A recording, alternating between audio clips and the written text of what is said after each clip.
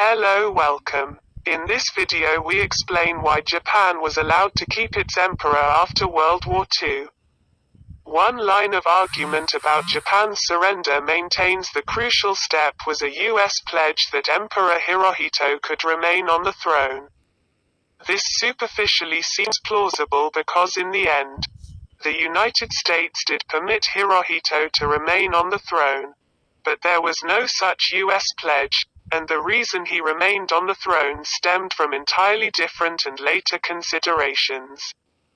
Top US officials sharply divided on Hirohito's fate. The retentionists insisted that promising Hirohito's continued status as emperor was both essential to obtain the surrender of Japan and to secure the compliance with that surrender by Japan's armed forces. He could further stabilize post-war Japan and legitimize Japanese officials working with the United States. They also warned that deposing the emperor might embitter the Japanese public and open the way later to a revanchist regime. The abolitionists insisted that Japan's militarism and warrior system could not be sundered from the imperial system. Failure to extirpate the imperial system would lead to regrowth of a radical political culture bent on renewed conquest. Memories of recent German history in this regard were all too pointed.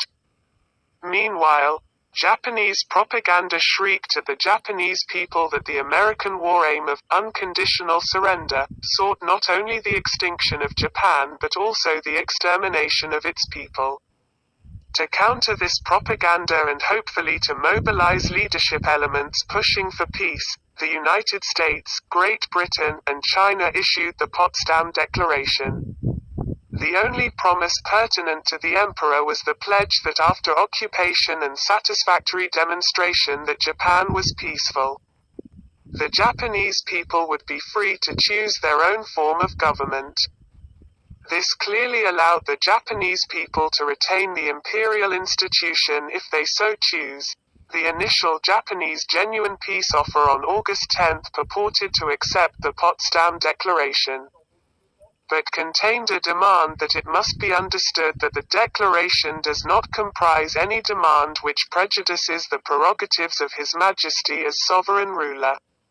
U.S. State Department officials sounded the alarm that these seemingly innocuous words really meant that Japan demanded the United States recognize the emperor as supreme over the occupation commander. He would thus be empowered to block any occupation reform. This clearly was wholly unacceptable. It also illuminates how mistaken were later claims that Japan was only asking for retention of a figurehead emperor. The U.S. response to this ploy explicitly stated that the emperor would be subordinate to the occupation commander. No further promise was tendered on the ultimate status of Hirohito. Two events early in the occupation demolish any claim the United States recognized any obligation to retain Hirohito as emperor. Japanese officials examined the Potsdam Declaration and presented to General Douglas MacArthur's occupation command their argument that Japan's surrender was contractual and conditional. In the words of historian John Dower, they were crisply informed their capitulation was and always had been unconditional. MacArthur was under orders not to do anything to the emperor without Washington's approval, and to exercise his authority through Japanese officials, including the emperor to the extent that this satisfactorily furthers United States objectives. This order reflected the pragmatic facts that the United States lacked a cadre of administrators with language and technical skills to govern Japan directly.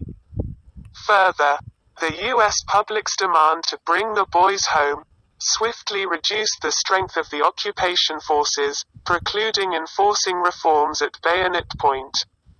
As Dower further explains, official U.S. policy as to whether to reform the imperial institution or abolish it completely was undetermined, and hence Hirohito's position remained unresolved through the end of 1945. Then Washington formally queried MacArthur about the emperor's disposition, including his possible trial as a war criminal. Manifestly, had Washington believed it was constrained by any pledge to retain Hirohito on the throne, there would have been no basis to send such a message. Hirohito, incidentally, was not oblivious to the real possibility he might face war crimes. I hope you enjoy our video. If you enjoy our video, don't forget to like, comment, subscribe and share.